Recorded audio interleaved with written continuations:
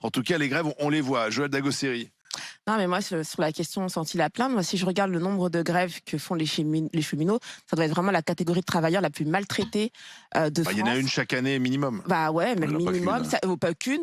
Mais en tout Ce cas, qui, depuis, je crois, le calcul avait été fait, depuis 1947, il y en a au minimum une chaque année. ah oui, donc Voilà. voilà, donc si tu regardes ça, c'est vraiment la catégorie de travailleurs la plus maltraitée de France. Si on regarde les grévistes dans les autres professions. Et Ah, il y a beaucoup aussi de boîtes privées où c'est quand même très compliqué de faire grève. Ah, oui, tu bien fais pas sûr. grève. Non, mais bien sûr.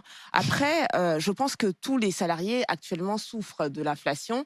Enfin, les cheminots sont pas exemptés de cette inflation, mais il faut reconnaître qu'ils ont un backup, comme on dit, qui est quand même assez solide comparé à d'autres travailleurs. Enfin, je rappelle que la SNCF, oui, effectivement, ils ont des fois des salaires pas très élevés, mais comme l'a dit Fred, ils ont des primes, ils ont un service social, parce que Hum. j'ai travaillé longtemps pour la SNCF, en tant que demandeur de logements sociaux, pour le Action Logement, Ils ça ont un s'appelle. régime spécial, Ils ont en un tout cas, régime une bonne spécial partie et d'entre eux. Pas les nouveaux, mais les non, mais ils anciens ont ont un toujours ce service régime social spécial. qui est considérable, considérable. Ce que n'a pas, nous on a des comités d'entreprise, etc. Mais eux c'est pas un comité d'entreprise, c'est une entreprise dans l'entreprise. Donc vraiment, Donc ils ne sont crois pas que, vraiment à plaindre, c'est ce que tu je nous dis. crois pas que ce soit la catégorie en tout cas la plus à plaindre au point de bloquer le pays.